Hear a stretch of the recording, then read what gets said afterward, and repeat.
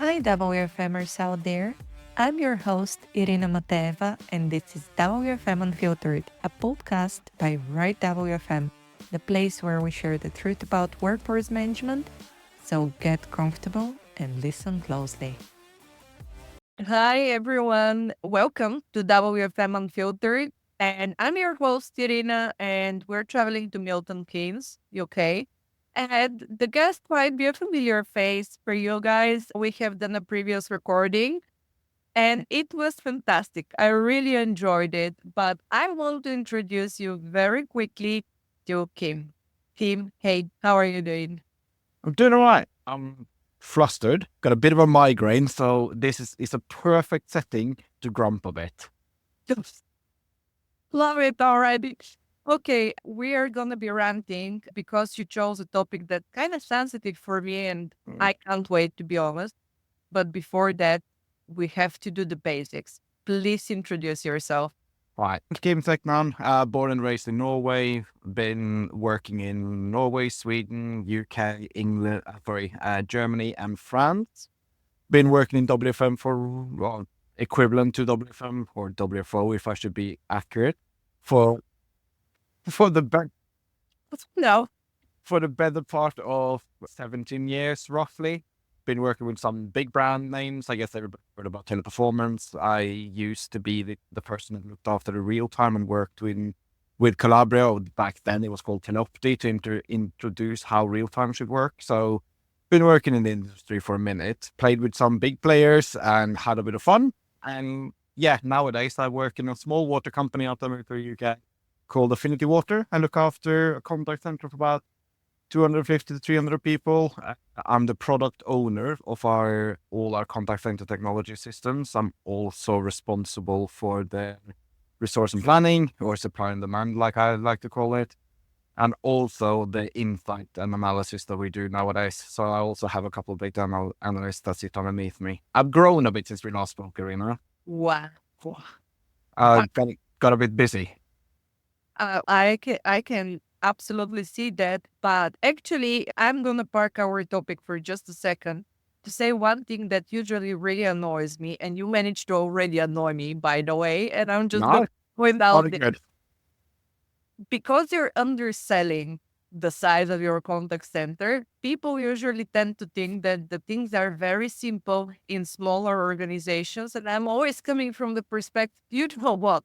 In a smaller organization, let's say size wise, we tend to do the same processes, the same amount of work. Like you cannot do forecasting, you cannot not do scheduling real time. And typically this is done by the same people which you have entire teams for in a bigger organization. Less resources, more to do. Yes, exactly. So this is also the reason why you're usually the WFM manager, the business analyst Oh. manager, the tell me what kind of work there is to be done in the contact center manager. So don't undersell the work that needs to be done in smaller organizations. Okay, I'll be nice. I won't. But the fun part about working in what I consider a smaller organization, because we have 1.4 million customers, we roughly see about 11,000 calls a week, there and thereabouts. And apart, we have to keep some parts of our industry have to be open 24 hours, and they get about 150, 250 calls a day. So you try and balance that with 21 people. That's always fun. So I would have preferred that you have phrased it like that, to be honest. That's Yep. fair enough. Yep.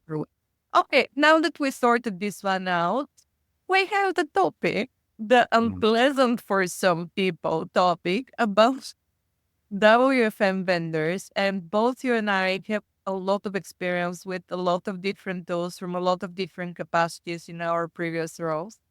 And I would say this one thing off the bat, the sheer amount of marketing bullshit and fluff when it's going everywhere to promote shitty, unworkable things sometimes is ridiculous and it annoys the heck out of me. And this is also the reason why companies are selling the wrong software to their clients just because all of the budget is going to marketing and this is the flashy shiny thing that the customers are seeing. So We're here to absolutely make the life of vendors difficult. I'm sorry. I'm always saying this. I'm a WFM or a user before everything else. So I have to be honest.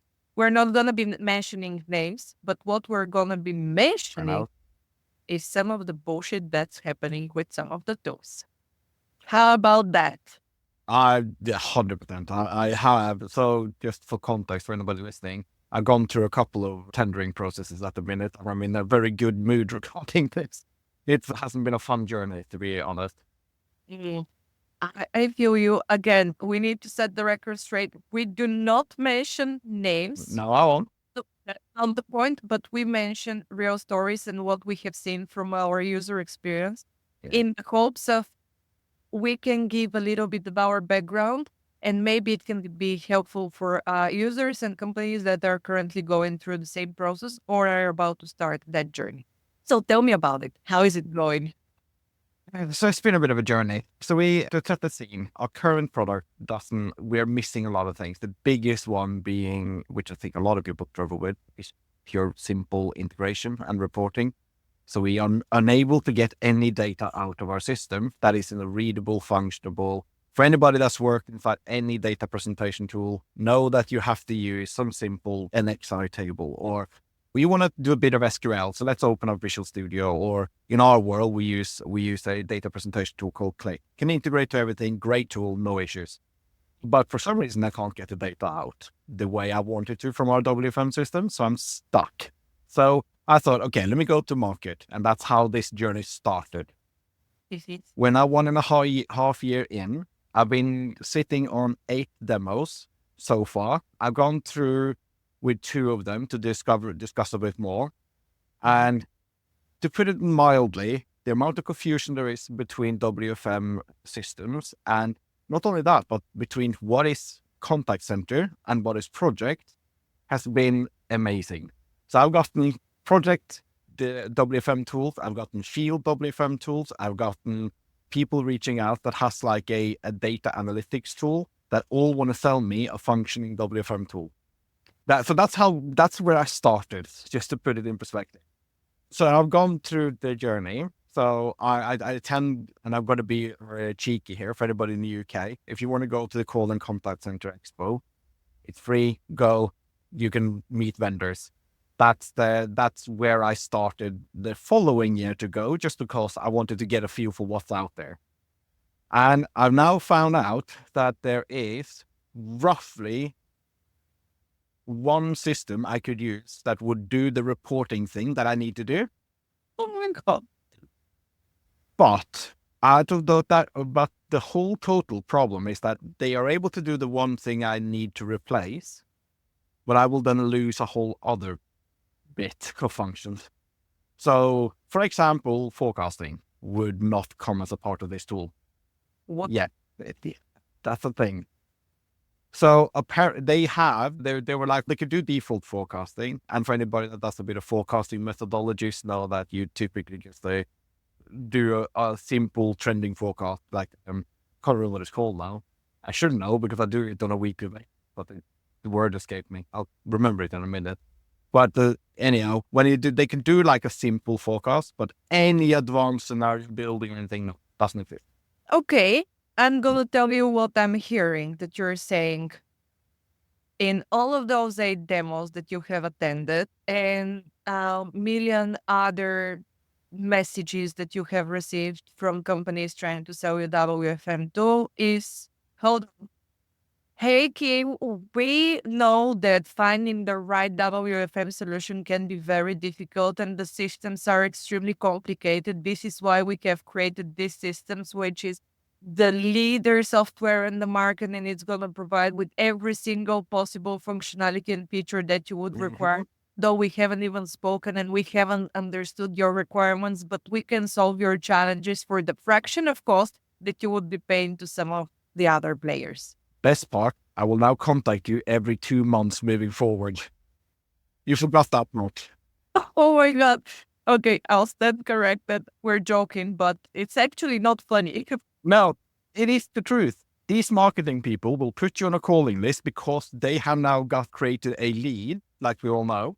And because they now know they're talking to the person that has the power to make a change, they will continuously contact you regarding the system, whether you want to hear from them or not. You know what? That isn't even my biggest irritation. My biggest irritation is that, and I'm sorry, I don't want to throw shade to CSMs or to account executive because they're doing the best that they can Oh, under yeah. circumstances in their company. But the reality is that majority of them don't have a WFM background. And the worst part for them, and I actually feel sorry for them, is when they stand up in front of a person like you and me that are also a little bit more savage in the way that we're communicating. And they try to explain me how their solution is the best fit, and they cannot answer a single question about it. Yeah, you're not wrong. So I asked what type of integration do you have with external tools? Because we have a data analytics tool, which is the core bit I want to try and get some of the basics out of too. But we have a bunch of other integrations as well. Like, how do you communicate with a telephony platform? How do you communicate with any form of external software, or for example, gamification or QA tools, etc. How and it's, oh yeah, we have this tool over here we can sell you. Oh, so there's no consideration as to, okay, how do I plug everything in? So I've had a bit of an issue with this. Now, the frustration for me is that when you finally get around to selecting a WFM system, you've gotten around all of these marketing people, and I'm sorry, do a great job, but Selling bullshit. yeah, I'm so happy with, and even though I have a marketing degree, I think I absolutely suck. But the language that I'm actually envious of how articulate these people are. oh And yeah, no shade, good job, guys. But it's the extent of it. When you need to know how something actually is working and tweaking, that's where the conversation gets yeah. deep. And every organization is different. We are a water company. Water is, I'm not going to talk too much about water because I have a whole rant about water. But generally speaking, they're a bit underfunded. They've always had been in the state of, we have to fix this, they have to fix. You have to prioritize costs, right? So you don't have a lot of money to play with. So you have to find the best you can get. So you have to be a bit savvy in terms of how to make things work. Mhm. So you kind of have to play with a bit of systems and how to make everything talk to each other, etc. You have to be a bit like, figure out how things work. And the supporting documents that come with these things, because you can't rely on the marketing guys to ask you. So you ask, can I get a bit of some sort of documentation? So now you're sitting down with 150-page documentation for the 10th system in a row, trying to figure out, okay, what kind of API connector do you have and what does it look like and where does it go? What fields are you looking for? How does this actually communicate with each other? What simple ask from my data team was, what kind of frequency can we get the data out? That took me 3.5 hours to figure out. Let me translate that. I'm starting to blush. Honestly, I love that conversation because it is a reality. And the thing that usually happens in conversations with vendors is, please tell me the frequency of the data. Sure, you can find it here in our help center. And this is the full technical documentation where you need to scroll, as you said, 150 pages in order to understand a single sentence. Because nobody think about it. Nobody knows it. It's somewhere lost in translation. But it is the truth that either before or post implementation, the resources are limited, especially if you don't have a support package that you're paying. It's difficult to get any answer that doesn't require you to spend tens of hours looking for it yourself. So that's been my reality for the last 6 to 8 months, is to read documentation to understand what kind of value they can generate. And don't get me wrong, I haven't even got to propose to sale yet. I've gone out to attend it to get some ideas. Not even that we can replace a system yet, because it's coming up in next year. So I have a bit of time, so I want to be ahead of the game. So now we come to the whole, okay, you finally have a WFM system. What does it come with? And you raised, this has been on my mind for a number of months, but you said something very interesting in a post, I think about 6-7 months ago, where you said, is WFM function a admin or a strategic function? Mm-hmm. And I raised the question in my building, actually, because I was curious what people would say. Oh.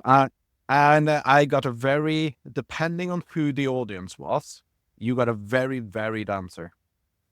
So if I'm talking to the operations manager, the person in charge of my contact center, I'm absolutely strategic. Yes. Okay. If I'm talking to the team leaders, I'm admin.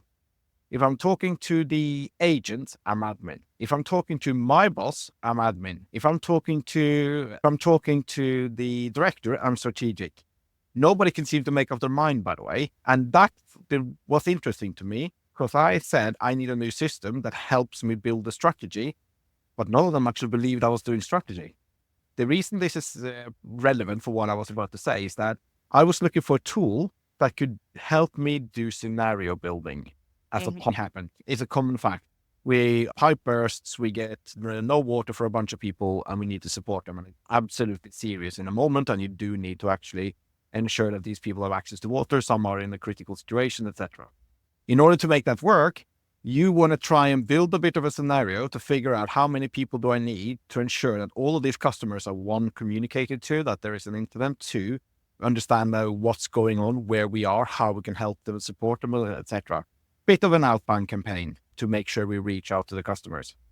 I have done this in Excel for so long now that I'm about to puke, and I can't find a single tool that does it for me. None. Zero. We did a very strategic mistake with picking up the topic. Let me just give a little bit of background to the listeners. We picked that topic literally a minute before the recording, and we were on the call, and I was trying to figure out how to phrase the topic, and we didn't even say, we didn't discuss what Kim was about to say. And now my concern is that at the second I hit publish on the podcast, you will see what the spam rule is, because you will be hearing from a lot of vendors that you're not in touch with that will be solving your issue. Yeah, probably. And you would imagine that, okay, let's do scenario building. Let's move on to shrinkage then. So I've asked how many people actually understands what shrinkage is. First of all, in my organization. So when I started, there was about 4 people that answered me. Nowadays, it's about 50 because I've been campaigning. And the fun part about shrinkage is that you want to differentiate what shrinkage is so you can budget correctly for the year. That's at least the part of my role. I need to make sure that we stay on top of our budget, make sure that we stay in line. We all know this. If you don't do it today, they will definitely ask you at some point when they figure out what you do normally in our world anyhow. Yeah. Uh, so, so interestingly, I was trying to set up a shrinkage for the year, and for any WFM person knows that, it's between 25 and 45%, depending on where you are in the world. That's typically where you land. Now I'm closer to 50, but we're going to talk about it's not yet. Yeah. The interesting part about this is that I try to figure out, okay, so what part of my training is actually induction and what part of my training is upskilling? Mhm. It's called the same in my telephony system, called training. They put themselves in training. Okay, so I can't differentiate on the telephony system, so I need to differentiate in WFM. So that I need to make sure that the adherence is tracking correctly versus the training being utilized, and then have a shrinkage that pulls that back correctly to me. Mhm. 2 WFM systems did that. Yes, now, and I know that we said we're not going to mention names, but I'll definitely circle back up. Yeah, fun. Fun. Ears are breaking. Yeah. I think for me, the problem with, because you have what people would say rather complicated shrinkage scenario, for me, the problem with shrinkage is with a lot of vendors, some of the vendor consultants don't understand what shrinkage is. So I have been present to a lot of conversations. When I hear the description of shrinkage, I'm starting to choke, get very uncomfortable. And this is how, for me, the issue starts, because if you're being trained from someone, and let's be honest, we're paying vendors shitload of money, especially for training. And for some WFMers, this is the first time they're being introduced to it, though for some of them, it's the first the time that they are in a role, so they don't have much experience. So they're seeing those people, they're paid shitload of money, that are telling them shrinkage is only your sickness. So that's what you insert. And then they are convinced shrinkage is only our sickness. And this is Mm. how their process gets absolutely brutalized, disappears. Their numbers are wrong, but at some point you can't even redo the knowledge. And it's No. much better to erase and trade them from start because Yeah, rip it up. Mm. here, I agree 100%. And for anybody that work inside a system, we know that it does a part of Erlang. So anybody that has heard about Erlang will probably go to some sort of contact center helper or some sort of website, dig out an Erlang calculator and use that. For people like myself that like to pick things apart, I'd rather look at the math underneath it and the calculator itself as well. And we all know the weaknesses and the problems with Erlang. I'm not going to go through that one. But the problem is that our systems are reliant on the same level of technology and thinking that is a kind of a difficult model to utilize when you look in at scale. yeah. If you're doing it on day, not really a problem, but at scale it fails. So typically, I find that most WFMs are also in day and not really looking at scale. But but I have to go back to the director and tell them at scale, this is what is happening. To add to this one, and I've been speaking to some of my connections recently about it, is my issue with a lot of WFM systems is that the only thing that kind of got developed with the tool itself is their marketing strategy. And even they are still saying, okay, we are on the market from 25 years, from 30 years, from 15 years. That's amazing. But if your technology, if the way that you're doing things is like from 25 years ago and nothing has been changed, that's not really a benefit for me as a user because things are, for me, of course, some of the fundamentals are the same, but other than that, a lot has changed. Yeah, I want to put this in perspective because I have a good one for this. So Mm. I'm at the moment, I'm sitting inside an advanced AI tool, building up 100% call quality assurance that I'm training an AI to tell me what's going wrong in the contact center. But I can't have a tool that tells me if my shift is right or wrong. What I'm trying to say is that we have not integrated any of the technologies that we put everywhere else into the analytical world into our WFM world. It doesn't feel like we're using AI, Mm-hmm. but we're not using anything that the AI capability can. Can you tell me what is the best time to put training in for the next 2 months? I have an answer for this one. First of all, depending on which vendor do you ask, because I can guarantee you that over the bat they're gonna tell you yes we can, and it's gonna suggest you the coverage. Some do, some don't, but oh my god, don't get me started with the AI because for me, when we're talking about AI, the way that I'm gonna see AI being very productive is support for my WFM function. So there is something like an assistant popping up and telling me, "Oh, you know what? We believe that here is gonna you're gonna have issues because historically this is what's been happening. So you might want to reconsider whatever you're doing." Other than that, AI is just seen as our forecasting is gonna get better. Seriously, shut the F up. About forecasting, yeah. You've been selling your tool for the past, I don't know, 30 years, saying how your forecast is the most accurate thing ever. And now you're selling me your tool saying that AI will make your forecast even better. What the fuck have you been saying? And the best part about it is that they've been saying the same thing for 10 years. Yes. The marketing hasn't changed. It's actually the same. The only, in my opinion, the only thing that I'm hearing that's different from these vendors is with AI. But the AI that they're all talking about cannot do simple thinking. It cannot do what we want it to do. The areas I really would like an AI to work is scenario-based planning, think tank units, back to me information that I'm seeing and hearing. Give me the tools that I need to do my job. Don't tell me how to do my job. You know what? I recently read an article I'm not going to mention the resource, but it was from a lot of vendors speaking about next generation WFM tools. And it's the first time, usually I'm trying not to react and I'm letting it slide because I have worked on the background. I'm familiar how this thing works. Yeah. But next generation WFM tools and seeing how we're going to optimize our schedules. We're going to make our forecast more accurate. We're going to provide our agents more flexibility. This stupid message have been consistently the same and what you're expecting from WFM tools to do. So it's not even anything more creative in terms of phrasing it. And I think actually you are exactly the type of person that you're a blessing and a curse for every WFM vendor because you can rip them apart. But if you like a tool, you're gonna become such an ambassador, and Oh, of course. you can make a difference for them. And that's really, I don't know, it really fucking rubbing me the wrong way when it starts. Yes, we're going to improve the coverage. What covered? Yeah. And then there is some vendors out there that I worked with a few of them over the years, and some of the vendors really have a passion for this stuff as well. But they have what really buggers me is that they have a passion for the code behind it. They have a passion for, oh, this tool works so seamlessly with the other system that they can tell me these things.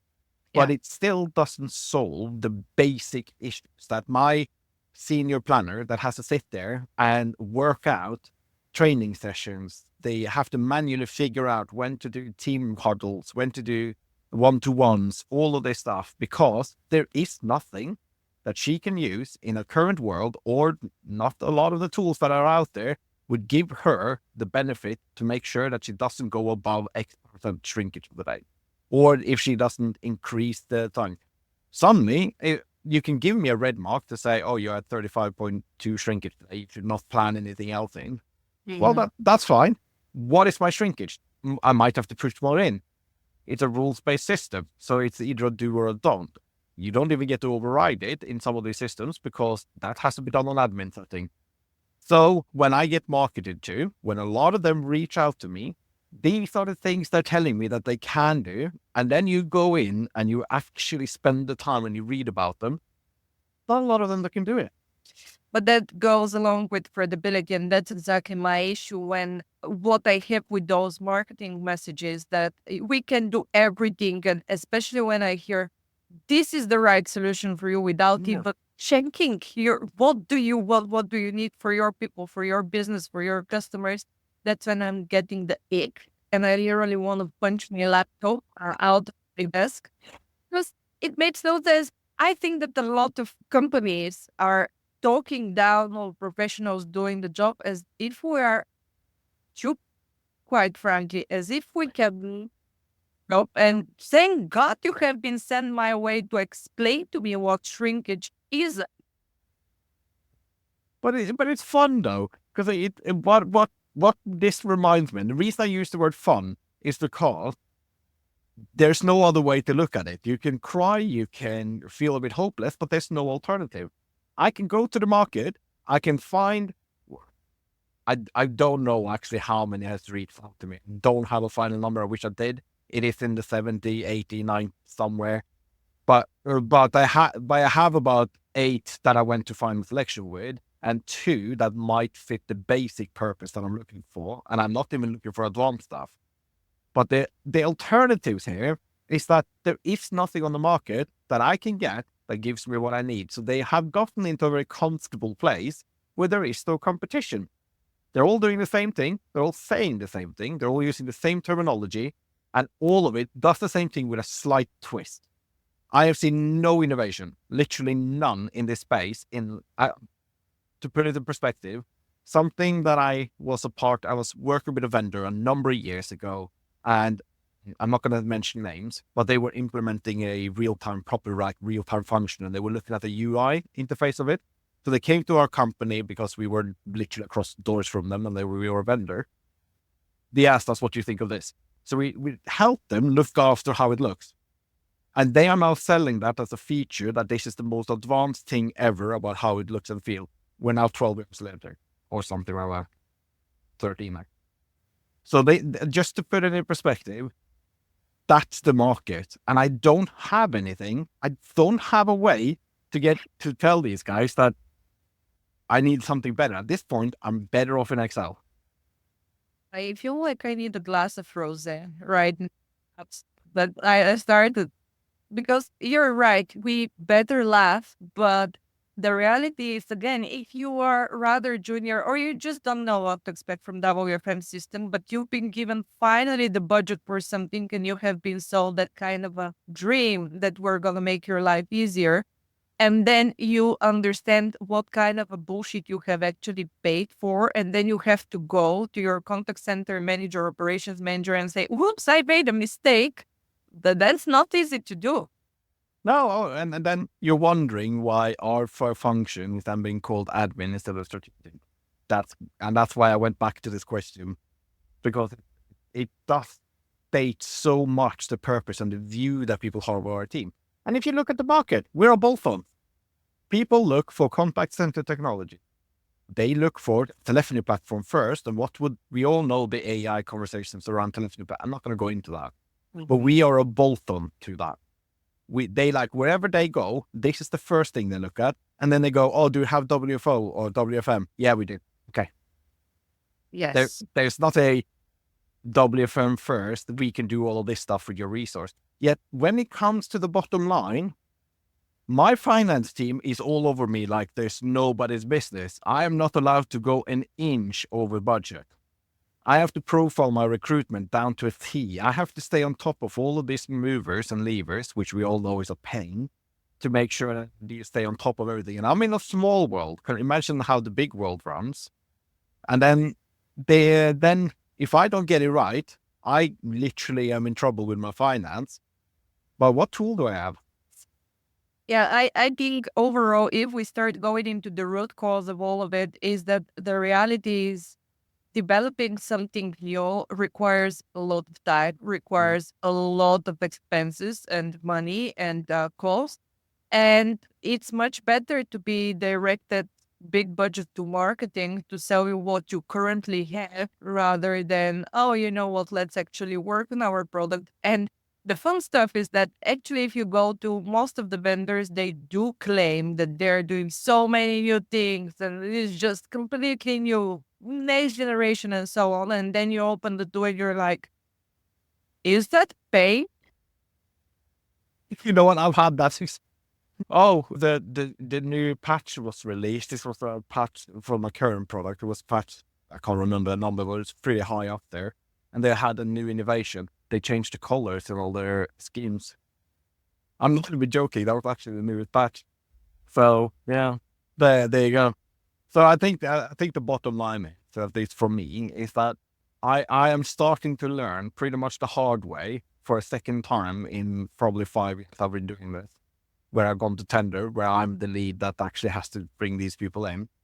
That there is many things.